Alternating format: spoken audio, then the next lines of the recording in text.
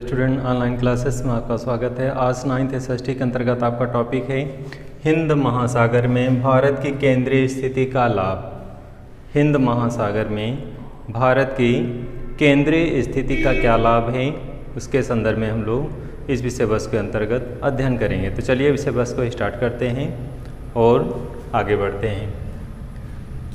उत्तर में पर्वतों के आर पार जाने वाली विभिन्न दर्रों से प्राचीन यात्रियों के आने जाने का मार्ग मिलता है। जैसा कि जानते हैं, भारत की भौगोलिक स्वरूप की स्थिति इस तरह से है कि उत्तर में पूरा हिमालयी क्षेत्र है, मध्य में मैदानी क्षेत्र है, और लास्ट में दक्षिण में जो है प्रायद्वीपीय क्षेत्र है।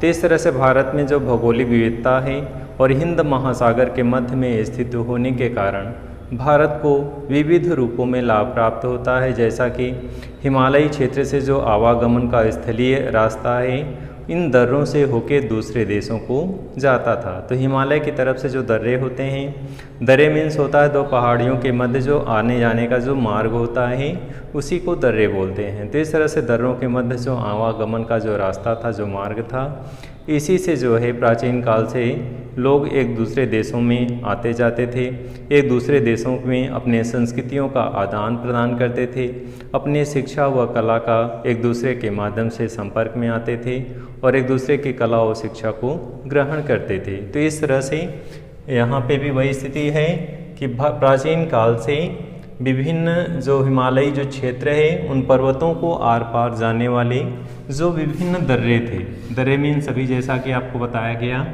कि दो पहाड़ियों के मध्य जो आवागमन का जो मार्ग होता है, उन्हीं को दर्रे बोलते हैं। तो दर्रों के माध्यम से यात्री जो है एक दूसरे देशों में आते जाते थे। प्राचीन काल में उपनिषदों, रामायण, भारतीय अंक व दशमलव प्रणाली से संबंधित विचार इसी माध्यम से संसार के अन्य भागों में फैले। तो यहाँ पे क्या निकल के आया है कि जो आवागमन का जो मार्ग था, हिमालय क्षेत्र के जो दर्रे थे, इन मार्गों से यह स्थलीय मार्ग था। इन मार्गों से होके भारतीय जो रचनाएं हैं, चाहे धार्मिक रचनाएं जो रामायण है, चाहे महाभारत है, चाहे उपनिषद है, जो भी रचनाएं हैं या दशमलव प्रणाली है, भारत की गणना से रिलेटेड जो भी चीज़ें हैं, वो अन्य देशों में विचार हो गए, तथ्य हो गए, ज्ञान हो गए, जो भी चीज़ें अन्य देशों में पहुँचे, इन मार्गों के माध्यम से दूसरे देशों में पहुँचे। तो कहने का तात्पर्य है कि जो पहाड़ी दर्रों से होके भारतीय संस्कृति, भारतीय सभ्यता का प्रचार प्रसार हुआ और हम दूसरे देशों की सभ्यता और संस्कृति से परिचित हुए, दूसरे देशों के ज्ञान से, दूसरे देशों के तथ्यात्मक चीज़ों से, दूसरे देशों के नए नए खोजों से हम भी परिचित हुए। ऐसा नहीं कि केवल एक ही देश प्रभावित होता है। जब भी यात्री एक दूसरे देशों में आते जाते हैं, तो ऐसे में कई देशों का ज्ञान, तथ्य, विचार, नए नए खोज एक दूसरे के संपर्क में आने से सभी का लाभ होता है। सभी देश इससे जो है इसका फ़ायदा उठाते हैं। तो भारत की स्थिति जो हिंद महासागर के केंद्रीय स्थिति में थी, तो ऐसी स्थिति में केंद्र में होने के कारण अन्य देशों के संपर्क में आने से दूसरे देशों के कला, विचार, संस्कृति का आदान प्रदान इन दर्रों के माध्यम से हुआ। आगे बढ़ते हैं हम लोग इसी क्रम में। भारतीय इसी माध्यम से संसार के अन्य भागों में अपने विचार पहुंचाए, अपने ज्ञान का प्रचार प्रसार किया, अपने संस्कृति को अन्य देशों के लोगों को प्रदान किया कि किस तरह से भारतीय संस्कृति मानवता से जुड़ी हुई चीज़ें हैं, मानवता को हित में है, मानवता के कल्याण से जुड़ी हुई चीज़ें हैं। तो भारतीय संस्कृति का जो प्रचार प्रसार हुआ, वो इन्हीं रास्तों से होके अन्य देशों में पहुंचा। हिंद महासागर में स्थित किसी अन्य देश का समुद्र तट भाग जितना बड़ा नहीं है। तो यहाँ पे क्या निकल करके आया है कि जैसा कि हिंद महासागर में स्थिति जो भारत की स्थिति है, भारत का जो समुद्री तट है, इतना बड़ा क्षेत्र, इतना बड़ा समुद्री तट अन्य देशों के ना होने के कारण जो आसपास हैं, हिंद महासागर में भारत की स्थिति का लाभ इसे प्राप्त होता है। भारत का जो त्रिभुजाकार नीचे का जो दक्षिणी भाग क्षेत्र है, तीनों ओर समुद्र से घिरा हुआ है और इस तरह से समुद्री क्षेत्र का लाभ भारत को प्राप्त होता है। चाहे दूसरे देशों में जलीय जहाज़ों के माध्यम से आवागमन हो, एक दूसरे देशों में व्यापार हो, वाणिज्य हो, संस्कृति का आदान प्रदान हो, कला का आदान प्रदान हो, शिक्षा व साहित्य का आदान प्रदान हो। तीसरा से समुद्री तट के माध्यम से हम दूसरे देशों के संपर्क में आते हैं, दूसरे देशों की संस्कृतियों से परिचित होते हैं। तो भारत का इसका लाभ मिलता है। किस चीज़ का? समुद्र तटीय जो क्षेत्र इतना विस्तारित है, इसके कारण इसका लाभ भारत को मिलता है। वास्तव में भारत की महत्वपूर्ण स्थिति के कारण ही हिंद महासागर नामकरण भी जो हुआ है, हिंद महासागर का जो नाम पड़ा है हिंद महासागर, वो भारत के नाम पर ही किया जाना सही ठहराता है।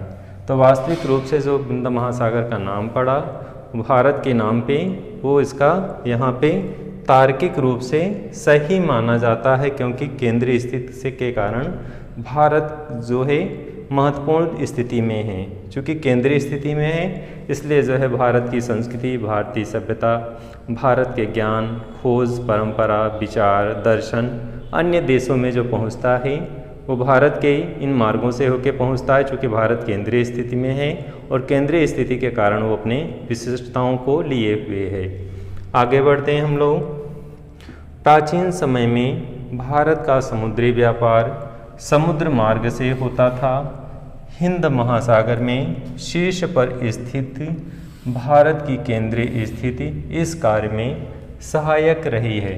जैसा कि प्राचीन रचनाओं में उल्लेख मिलता है, जो भी प्राचीनतम रचनाएं हैं, चाहे धार्मिक रचनाएं हों, चाहे ऐतिहासिक रचनाएं हों, उसमें जो उल्लेख मिलता है इससे स्पष्ट होता है कि प्राचीन काल से ही वैदेशिक संबंध भारत के थे। भारतीय संस्कृति, भारतीय सभ्यता, भारतीय कला, भारतीय मानवतावादी दृष्टिकोण संपूर्ण विश्व में कैसे फैलते हैं, इन मार्गों के माध्यम से भारत की केंद्रीय स्थिति होने के कारण समुद्री रास्तों से, समुद्री मार्गों से भारतीय सभ्यता और संस्कृति का प्रचार प्रसार होता है। इसी व्यापार, इसी केंद्रीय स्थिति के कारण जो है भारत को क्यों लाभ प्राप्त होता है? क्योंकि व्यापार के रूप में चाहे मसाले हों, चाहे मलमल हों, चाहे व्यापार के अन्य सामान हों, भारत से अन्य देशों को निर्यात किया जाता था। तो इस तरह से चाहे मसाले, मलमल, व्यापार की अन्य वस्तुएं भारत के अन्य देशों को जो निर्यात किया जाता था, जो भारतीय उत्पादित वस्तुएं थी, उन्हें अन्य देशों में बेचने के लिए भेजा जाता था। तो इस तरह से जो भारतीय जो निर्यात था इन समुद्री मार्गों से होके जाता था। तो कहने का मतलब है कि समुद्र में, हिंद महासागर में भारत की केंद्रीय स्थिति होने के कारण भारत को व्यापार, शिक्षा, साहित्य, कला, विज्ञान विविध क्षेत्रों में इसका लाभ प्राप्त होता था। पश्चिम एशिया से विभिन्न प्रकार के गुंबद, मीनार, भवन, कला आदि देश के विभिन्न भागों में देखे जा सकते हैं। तो यहाँ पे इसका क्या तात्पर्य है कि प्राचीन काल से लेके वर्तमान समय तक भारत में जो गुंबद बने हुए हैं, प्राचीनतम जो भवन हैं, किला हो, चाहे पुराने स्मारक हों, चाहे भवन हों, जो उसमें गुंबद है, भवन निर्माण की जो शैली है, जो कला है, जो प्राचीनतम जिस रूप में निर्मित किए गए हैं, जिस टेक्नोलॉजी से, ये सारी चीज़ें हम पश्चिमी देशों से, अन्य देशों से ग्रहण किए हैं। कला के क्षेत्र में जो भी ज्ञान हम प्राप्त किए हैं वो इसी का लाभ हुआ कि भारत की केंद्रीय स्थिति होने के कारण दूसरे देशों से संस्कृति, दूसरे देशों से कला, दूसरे देशों से भवन निर्माण आदि चीज़ों को हम प्राप्त किए हैं। तो इन रास्तों से होके, इन क्षेत्रों के माध्यम से भारत में जैसे गुंबद बनाने की जो कला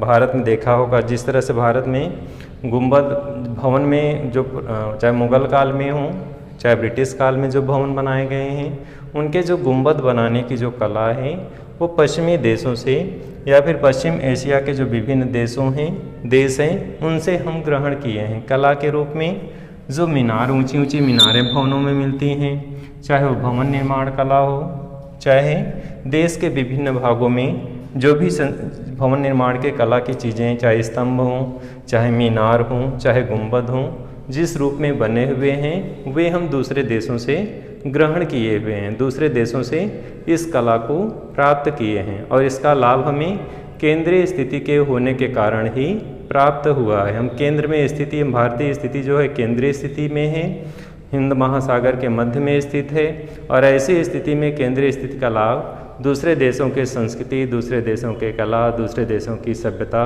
के संपर्क में आ जाने से आसानी से हम इन चीज़ों को प्राप्त कर लिए। तो इस तरह से केंद्रीय स्थिति का लाभ भारत को प्राप्त होता है। भारत के विचार, वस्तुओं का आदान प्रदान अफ्रीका, पूर्वी तटीय देशों, एशिया के पश्चिमी भाग, दक्षिणी देशों, पूर्व में चीन, जापान, दक्षिण पूर्व के देशों के साथ होता है। तो यहाँ पे भी क्या निकल के आ रहा है, भारत के विचार मीन्स जैसे आपने देखा होगा कि प्राचीन काल से सम्राट अशोक अपने धर्म का प्रचार किस तरह से दूसरे देशों में किया। तो विचार व दर्शन, चाहे वैदिक धर्म व दर्शन हो, चाहे वैदिक परंपराएं हों, चाहे जैन धर्म की परंपराएं हों या फिर बौद्ध धर्म की परंपराएं हों, अहिंसा से संबंधित जो विचार, अहिंसा, सत्य, अस्तेय, अपरिग्रह, ब्रह्मचर्य, बौद्ध दर्शन हो चाहे जैन दर्शन हो, जो भी विचार, चाहे महात्मा गांधी के विचार हों, चाहे रवीन्द्रनाथ टैगोर के विचार हों, किसी के भी जो अच्छे विचार हैं, जितने महापुरुष हैं उनके विचार जो अन्य देशों में फैले हैं, इन माध्यमों से होके फैले हैं। केंद्रीय स्थिति के कारण ही अन्य देश जो है हमारे सभ्यता, हमारी संस्कृति, हमारे कला, हमारे विचार के संपर्क में आए और इससे जो है भारत की सभ्यता और संस्कृति का क्या हुआ, प्रचार और प्रसार हुआ। तो इस तरह से भारत की केंद्रीय स्थिति होने के कारण विविध क्षेत्रों में भारत को इसका लाभ प्राप्त होता है। डियर स्टूडेंट, आज के इस वीडियो में आपने अध्ययन किया कि हिंद महासागर में भारत की केंद्रीय स्थिति के होने के कारण उसे क्या लाभ प्राप्त होता है। तो आपने किस तरह से अध्ययन किया कि भारतीय संस्कृति का प्रचार प्रसार अन्य देशों में हुआ, भारतीय कला का प्रचार प्रसार अन्य देशों में हुआ, हमारे देश की जो संस्कृति है, हमारे देश का जो दर्शन है, चाहे बौद्ध दर्शन हो, चाहे जैन दर्शन हो, चाहे वैदिक संस्कृति हो, किस तरह से अन्य देशों में फैली केंद्रीय स्थिति के कारण और अन्य देशों से हमने भी कला और संस्कृति का आदान प्रदान किया। तो इस तरह से भारत में हिंद महासागर के केंद्रीय स्थिति के होने के कारण भारत को इसका लाभ प्राप्त होता है। तो इस वीडियो के विषय वस्तु को यहीं समाप्त करते हैं। फिर से नए विषय वस्तु के साथ प्रस्तुत होंगे। धन्यवाद।